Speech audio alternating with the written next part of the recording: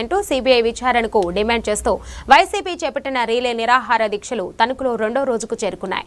స్థానిక కోర్టు సమీపంలో ఏర్పాటు చేసిన దీక్షా శిబిరంలో వైసీపీ నాయకులు ఆందోళన కొనసాగించారు.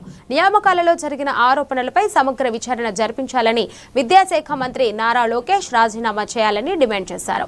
ఈ కార్యక్రమంలో వైసీపీ నేతలు పెనుమత్స సుబ్బారాజు, వెలగల సాయిబాబారెడ్డి, మారెల్లా శేఖర్ తదితరులు పాల్గొన్నారు.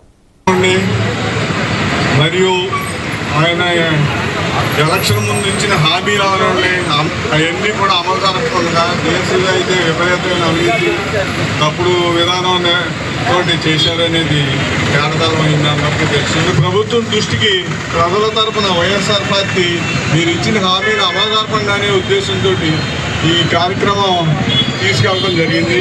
ఇందులో భాగంగా మన తణుకు నియోజకవర్గానికి సంబంధించి 3 రూరల్ మండలాలు టౌన్ వారు ఈ రోజుకు ఒక మండలం చొప్పున ఈ రిలే నిరాహార దీక్ష కార్యక్రమంలో పాల్గొనడం జరిగింది. దీనికి పెద్ద ఎత్తున మా విరగవరం మండలం నుంచి వచ్చిన కార్యకర్తలకు, నాయకులకు మరియు సోదరిమణులకు